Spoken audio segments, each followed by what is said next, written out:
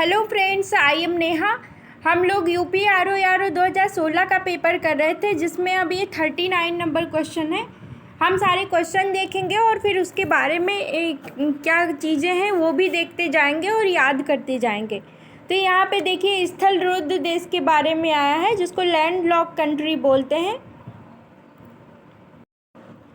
देखिए यहाँ पे आर्मेनिया है आंसर में। मॉन्टेनिग्रो नहीं है, सॉरी। मॉन्टेनिग्रो जो है स्थल से घिरा हुआ नहीं है, बाकी बोत्सवाना और इथियोपिया है। लेकिन यहाँ आंसर में कहीं भी ऑप्शन में 1, 3 और 4 ऑप्शन नहीं दे रखा है, इसीलिए यहाँ पे आंसर भी नहीं दिया है। तो जैसे अब स्थलरुद्ध पे आया है, तो हम लोग स्थलरुद्ध के बारे में देखेंगे कि कहाँ पे कौन सी चीज़ें स्थलरुद्ध हैं। जैसे एशिया में है, यूरोप में, अमेरिका में। देखिए कई बार क्वेश्चन पूछता है कि सबसे बड़ा स्थलरुद्ध कौन सा देश है, तो वो याद रखिएगा, वो किर्गिस्तान है। और दूसरे नंबर पे बड़ा मंगोलिया याद रखिएगा।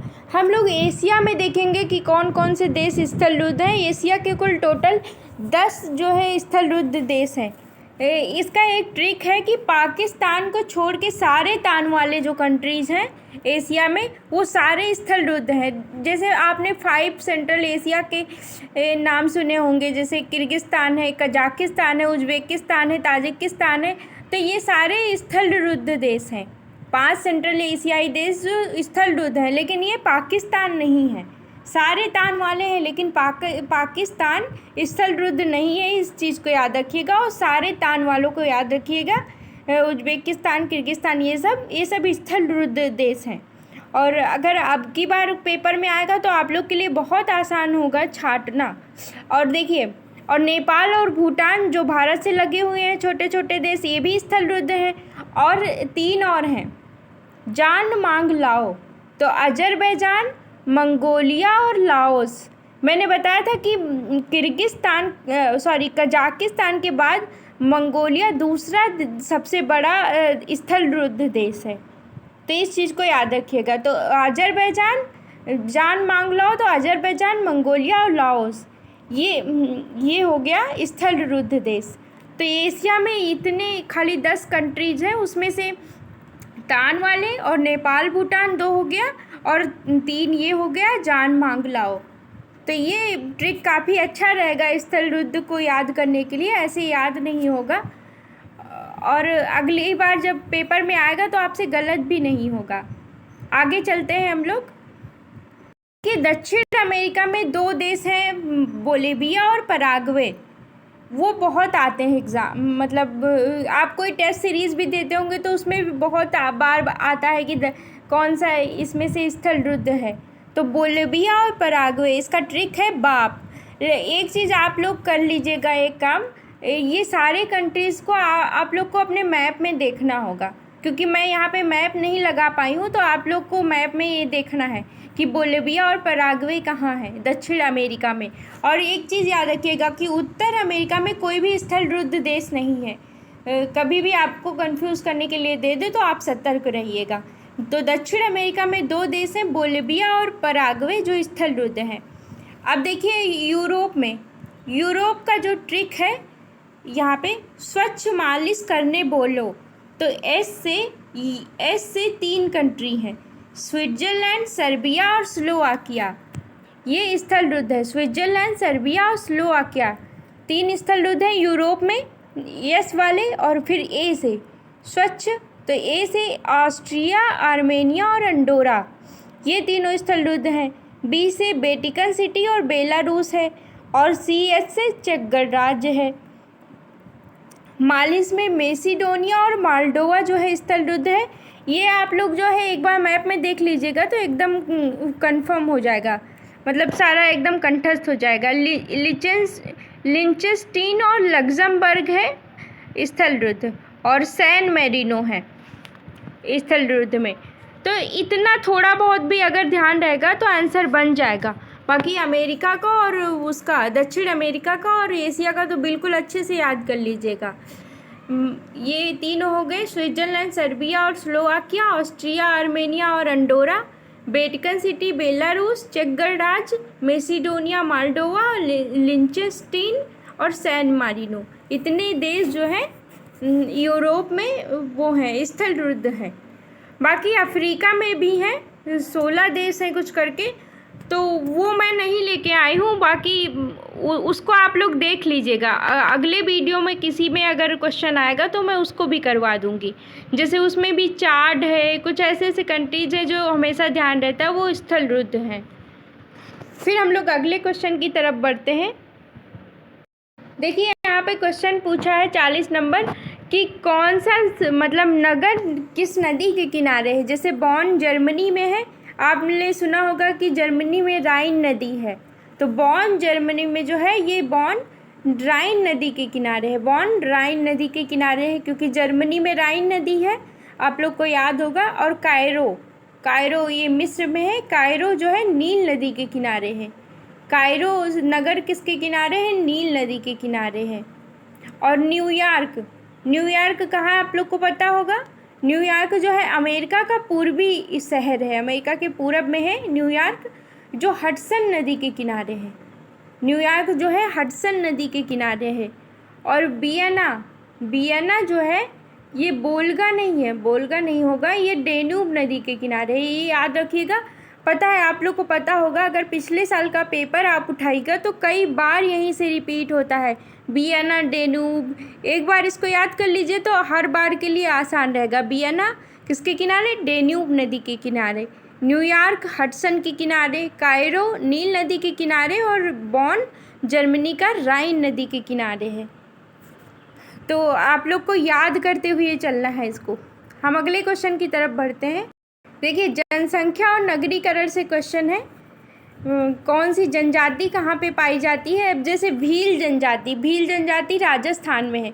अगर आप भील जनजाति को देखेंगे ना तो जैसे ये उधर साइड में भी मिलता है, जैसे मध्य प्रदेश, राजस्थान, महाराष्ट्र और गुजरात में। इन चारों अगल बगल में है ना, राजस्थान के नीचे गुजरात है, फिर महाराष्ट्र, बगल में मध्य प्रदेश है। तो ये इन जगहों पे भील जनजाति मिलती है ज़्यादातर। भील राजस्थान याद रखिएगा, भील राजस्थान। फिर देखिए गोंड जो है ये छत्तीसगढ़ में है। गोंड भी कई राज्यों में मिलता है, लेकिन बस वही है कि ऑप्शन के हिसाब से हम लोग लगाते हैं। गोंड ऐसे याद कर लीजिएगा कि गोंड मतलब गुंडा से 36 का आंकड़ा है, तो 36 का आंकड़ा है तो छत्तीसगढ़। गोंड जनजाति कहाँ हो जाएगा? छत्तीसगढ़। यहाँ देख लीजिए लिम्बूस, सॉरी यहाँ आगे हम लोग देखते हैं तो ज़्यादा सही रहेगा। यहाँ पे देखिए इस जगह पे, वहाँ पे थोड़ा वैसे ठीक से समझ में नहीं आता। लिम्बूस, तो लिम्बू मतलब नींबू आप लोग नींबू खाते होंगे, खाने के साथ याद होगा, नींबू की बात कर रही हूँ। लिम्बू यानी कि नींबू, तो नींबू भी सिक्का से मिलता है। हम लोग सिक्किम को सिक्का से रिलेट करते हैं, तो लिम्बू जो है वो सिक्का से मिलता है। तो सिक्किम में कौन सी जनजाति फेमस है? लिम्बूस जनजाति। और कोनियाक, नाम से ही लग रहा होगा कि पूर्वी भारत में है, तो कोनियाक जो है वो नागालैंड में है। कोनियाक ना इसमें भी आता है बीच में, कोनियाक जो है वो नागालैंड में है। गुंडा से 36 का आंकड़ा है, तो गोंड छत्तीसगढ़ में है, और भील राजस्थान में है। देखिए कथन और कारण जो है बहुत ही अच्छा विशेष टॉपिक है हम लोगों के लिए, जो इस बार के पेपर में तो काफ़ी इसका वो था, कम से कम 10-15 मुझे लगता है कि क्वेश्चन पूछा ही था। कथन और कारण से बहुत इम्पॉर्टेंट है, और सबसे ज़्यादा इसमें ये याद रखना होता है कि ये आर दोनों सही है और आर ए की व्याख्या नहीं करता है। ये और बी, ये जो दो ऑप्शन है इसमें बहुत कन्फ्यूजन होता है। जैसे यहीं पे देख लीजिए, हो सकता है कन्फ्यूजन हो जाए आप लोग को। नगरीकरण औद्योगिकरण का अनुसरण करता है। नगरीकरण जो है वो औद्योगिकरण का अनुसरण करता है, तो ये सही है। मतलब नगरीकरण बढ़ता है और उद्योग, इतने सारे इंडस्ट्री जो ये सब बढ़ रहे हैं, तो नगरीकरण भी वहाँ बहुत ज़्यादा बढ़ रहा है। और विकास, क्योंकि विकासशील देशों में नगरीकरण अपने आप में एक आंदोलन है। तो ये जो है ये दोनों सही तो है, लेकिन व्याख्या नहीं कर रहा है। नगरीकरण औद्योगिकरण का अनुसरण करता है क्योंकि विकासशील देशों में नगरीकरण अपने आप में एक आंदोलन है, तो ये इसकी व्याख्या नहीं कर रहा है। विकासशील देशों में नगरीकरण अपने आप में एक आंदोलन है। अब जैसे देख लीजिए, लोग जो है गाँव से जो है शहरों की तरफ पलायन कर रहे हैं ज़्यादातर, क्योंकि शहरों में मनोरंजन का भी साधन है, शहरों में चीज़ों की उपलब्धता है, स्कूल है, कॉलेज है, हॉस्पिटल है, और ये सारी सुविधाएं गांव में ज़्यादातर नहीं मिलती हैं, इसलिए लोग शहर की तरफ भागते हैं। तो वही बोला है कि विकासशील देशों में नगरीकरण अपने आप में एक आंदोलन है। हमारे देश में नगरीकरण अपने आप में एक आंदोलन है, तो ये दोनों सही है, लेकिन उसकी व्याख्या नहीं करता है। अब आगे बढ़ते हम लोग। देखिए, दूसरा क्वेश्चन भी कथन और कारण पे ही है, पॉलिटी का क्वेश्चन है, भारतीय राज्य व्यवस्था का क्वेश्चन। राज्यसभा का विघटन नहीं होता है। हाँ, तो ये बात सही है कि राज्यसभा का जो है विघटन नहीं होता है, क्योंकि इसके यथासंभव 1/3 सदस्य हर दूसरे वर्ष सेवानिवृत्त हो जाते हैं।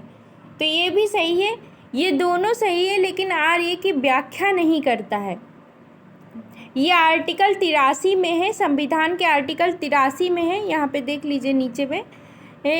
संविधान के आर्टिकल 83 के अनुसार राज्यसभा संसद का एक स्थायी सदन है, इसका कभी विघटन नहीं होता है, इसका कार्यकाल 6 वर्ष का होता है और इसके 1/3 सदस्य हर दूसरे वर्ष सेवानिवृत्त हो जाते हैं। देखिए, जब 1/3 सदस्य हर दूसरे वर्ष सेवानिवृत्त होते हैं तो उतने ही सदस्यों का ना पुनः चुनाव होता है, इसमें उतने ही सदस्यों का पुनः चुनाव होता है जितने वो 1/3 सदस्य दूसरे वर्ष से सेवानिवृत्त हो जाते हैं। तो याद रखिएगा कि राज्यसभा का विघटन नहीं होता है और उसके 1/3 सदस्य हर दूसरे वर्ष सेवानिवृत्त हो जाते हैं। तो ये यार दोनों सही है, लेकिन व्याख्या नहीं करता है इसका। क्वेश्चन है कि राष्ट्रपति की तरह उपराष्ट्रपति का चुनाव भी अप्रत्यक्ष होता है। तो ये सही है, राष्ट्रपति की तरह उपराष्ट्रपति का चुनाव भी अप्रत्यक्ष होता है, बिल्कुल सही है। राज्यों की विधायिकाओं के सदस्य दोनों के चुनाव में महत्वपूर्ण भूमिका निभाते हैं, तो ये गलत है। अगर आप लोग को राष्ट्रपति का और उपराष्ट्रपति का चुनाव याद रखना है ना कि कौन कौन चुनाव करता है, तो राष्ट्रपति में एक चीज़ याद रखिएगा, राष्ट्रपति का अगर निर्वाचन होता है ना तो लोकसभा और राज्यसभा के निर्वाचित सदस्य उसमें भाग लेते हैं। राष्ट्रपति का मैं बता रही हूँ, ये चीज़ याद रखेंगे तो कभी क्वेश्चन गलत नहीं होगा।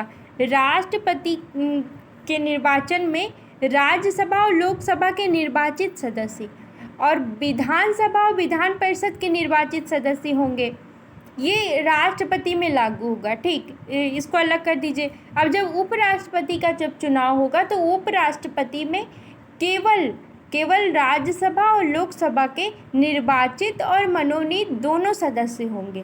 बस इस चीज़ को याद रखिएगा कि जब उपराष्ट्रपति का चुनाव होगा तो उसमें राज्य से कोई वो नहीं है, राज्य की कोई ज़रूरत ही नहीं है। अगर उपराष्ट्रपति का चुनाव हो रहा है उसमें खाली क्या लग रहा है, राज्यसभा और लोकसभा और दोनों के मनोनीत और निर्वाचित पूरे सदस्य होंगे उपराष्ट्रपति के चुनाव में।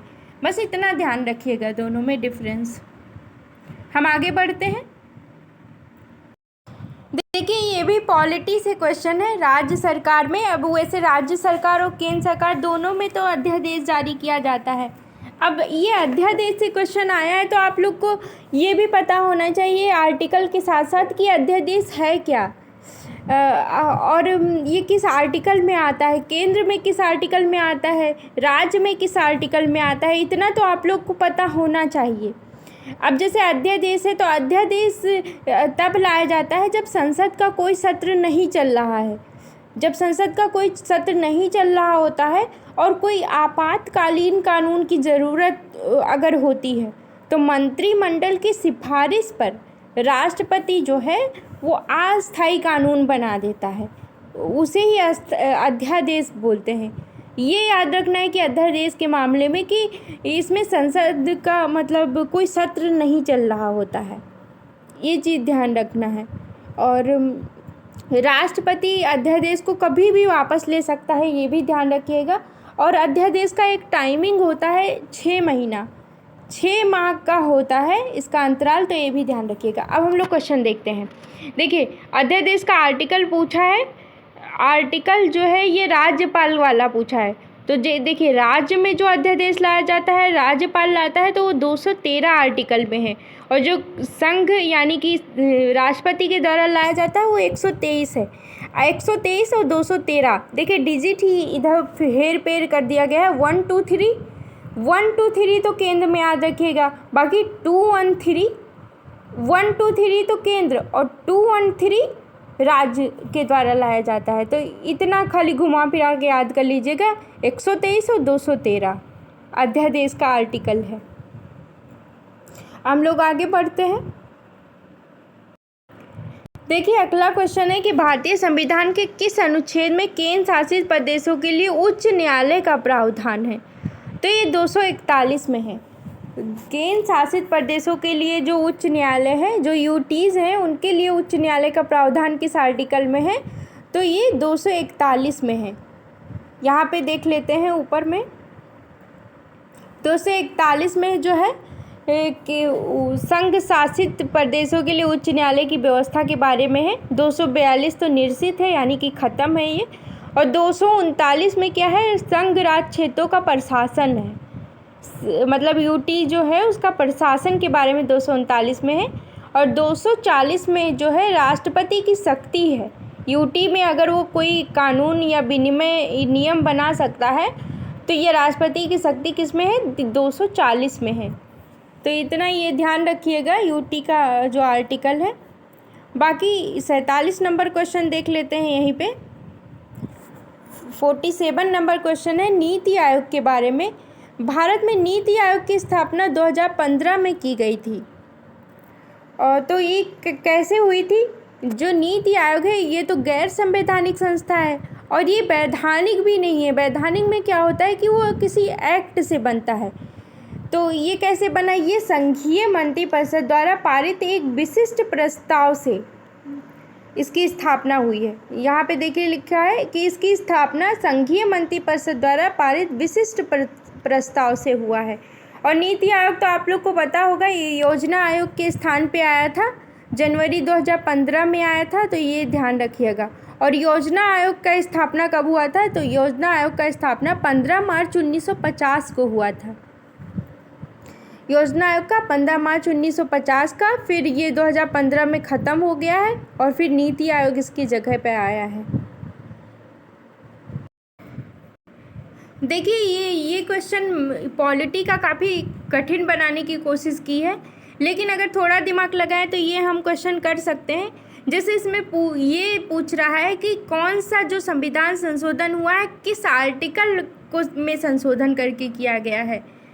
तो जैसे 94वां संशोधन हुआ है 2006 में, 94वां संविधान संशोधन जो हुआ है वो 164वें में संशोधन करके हुआ है।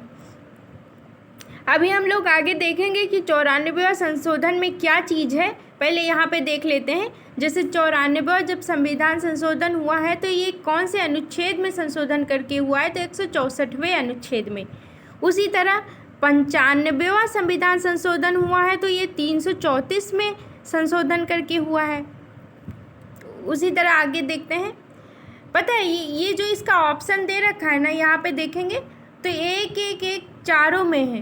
तो जब 1-1 चारों में है तो आप लोग को ये तो ध्यान रहेगा ही कि 94वां 164वां संविधान संशोधन तो एकदम से सही होगा। बाकी उसके आगे है 95वां 334 में संशोधन करके, और 96वां संविधान संशोधन जो है 8वीं अनुसूची में संशोधन करके आया है।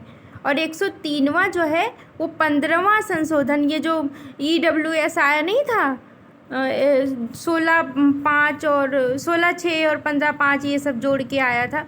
तो अभी हम लोग देख लेते हैं कि क्या क्या इसमें संविधान संशोधन में था। आगे देख लेते हैं। देखिए 94वें संविधान संशोधन में क्या देख रखा है, इसमें जो है बिहार राज्य को एक जनजाति कल्याण मंत्री नियुक्त करने के उत्तरदायित्व से मुक्त कर दिया गया है। तो ये जनजाति से संबंधित है 94वां संविधान संशोधन। बाकी 95वां देख लीजिए, इसमें 334 में संशोधन करके लोकसभा में अनुसूचित जाति और जनजाति में आरक्षण जो आंग्ल भारतीयों की मनोनीत करने संबंधी प्रावधान था उसको 2020 तक बढ़ा दिया है। अच्छा, आप लोग को पता होगा कि आंग्ल भारतीय जो है अब ख़त्म हो गया है, अभी इसको ख़त्म कर दिया गया है। अब आंग्ल भारतीयों का चुनाव नहीं होता है जो लोकसभा में एक सदस्य को मनोनीत करते थे। और 96वें संविधान संशोधन में क्या हुआ था कि इसमें 8वीं अनुसूची में उड़िया के स्थान पे ओडिया लिख दिया गया था। 8वीं अनुसूची में जो ओडिया लैंग्वेज नहीं है उसके स्थान पे उसका नाम उड़िया से ओडिया कर दिया गया था। बस इतना 96वें संविधान संशोधन में हुआ है। उसके बाद 103वां जो संविधान संशोधन हुआ है वो EWS के लिए था। यहाँ पे देख लीजिए, 103वां 2019 में हुआ है जिसमें 15(6) और 16(6) को जोड़ा गया था और वही 10% आरक्षण की व्यवस्था की गई थी। तो वही चीज़ है, देख लीजिएगा एक बार। थोड़ा डिफ़िकल्ट था ये वाला क्वेश्चन। अगला आज 50 तक कर लेते हैं, तो 50वां क्वेश्चन भी देख लेते हैं, फिर हम लोग वीडियो को समाप्त करेंगे। इसमें है कि समायोजित सकल आय AGR एडजस्टेड ग्रॉस रेवेन्यू की परिभाषा के अंतर्गत क्या क्या आता है। तो इसमें ब्याज आय, इंटरेस्ट इनकम, डिविडेंड यानी कि लाभांश और विदेशी मुद्रा लाभ फॉरेक्स गेन आता है। ये तीनों चीज़ें आती हैं। तो बस यही था इसमें, बाकी ये देख लीजिएगा और हम वीडियो को समाप्त करते हैं, नहीं तो बहुत लंबा हो जाएगा। प्लीज़ शेयर करिएगा, कमेंट और लाइक ज़रूर करिएगा। Okay, thank you so much.